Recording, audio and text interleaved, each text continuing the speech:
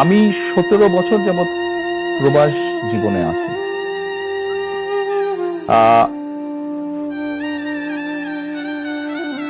111 তথাকথিত 111 সরকারের সময় যেই শারীরিক নির্যাতন আমার উপরে হয়েছিল, তারপরে চিকিৎসার জন্য আমি এই দেশে আসি।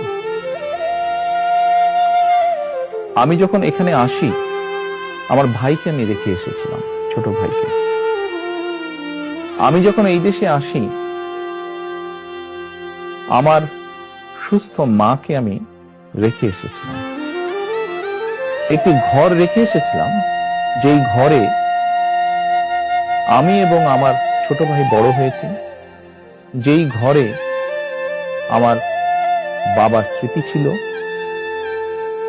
যেই ঘরে আমাদের দুই ভাইয়ের সন্তানরা জন্মগ্রহণ করেছিল, যেই ঘরে আমার মায়ের বহু স্মৃতি ছিল, সেই স্মৃতিগুলোকে ভেঙে চুরে ধুলায় মিশিয়ে দেওয়া হয়েছে। যে ভাইকে আমি রেখে এসেছিলাম, সেই ভাই এখন আর নেই। যেই সুস্থ মাকে রেখে এসেছিলাম, সেই সুস্থ মা এখন সুস্থ নেই। শুধু অসুস্থই নন, ওনার উপরে মানসিক এবং শারীরিক নির্যাতনও করা হয়েছে। আমি আমার পরিবারের যে কাহিনী আপনাদের সামনে তুলে ধরলাম,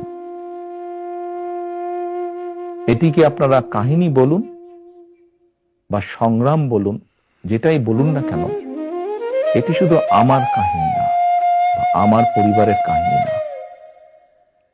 এরকম কাহিনী বাংলাদেশের শত না হাজার হাজার পরিবার।